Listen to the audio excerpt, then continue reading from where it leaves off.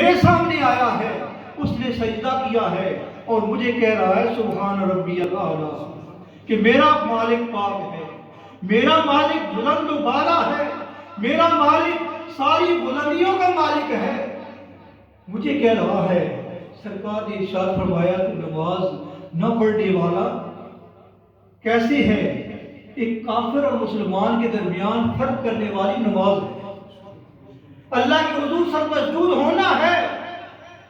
پھر سرکار دو عالم صلی اللہ علیہ وسلم نے ارشاد فرمایا کہ یہ نماز جنت کی کنجی ہے، نماز جنت کی کنجی ہے۔ وہ انسان جنت میں نہیں جا سکے گا جس کے پاس کنجی چابی نہیں ہوگی۔ مجھے بتاؤ صحیح، ایک تالا لگا ہوا ہے، چابی آپ کے پاس نہیں ہے، کیسے دروازہ کھول کے آپ اندر جائیں گے؟ سرکار ارشاد فرماتے ہیں یہ نماز میری آنکھوں کی ٹھنڈک ہے، یہ نماز میری آنکھوں کی ٹھنڈک ہے۔ میرے بھائی، رب تعالیٰ کا بھی یہ حکم ہے اتقوا اللہ، اللہ تعالیٰ سے ڈرو، تقوی اختیار کرو، اور تقوی کی پہلی سیڑھی ہی نماز ہے۔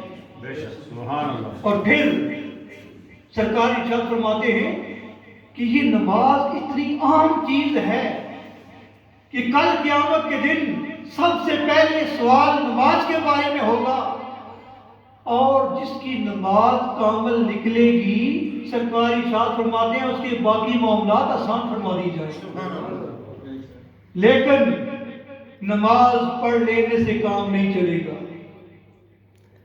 حج تقویٰ ہے، حج پرہیزگاری ہے۔ سرکاری ارشاد فرماتے ہیں جو آدمی حج کرنے نکلتا ہے، حج کے لیے جاتا ہے، اللہ کی رضا کے لیے جاتا ہے، اسے راضی کرنے کے لیے جاتا ہے، اور پھر حج کرتا ہے، حج کرنے کا حق ادا کر دیتا ہے، حج اس کا مقبول ہو جاتا ہے، سرکار دو عالم صلی اللہ علیہ وسلم فرماتے ہیں وہ ایسے ہو جاتا ہے جیسے ابھی اپنی ماں کے پیٹ سے نکلا، ابھی پیدا ہوا ہے۔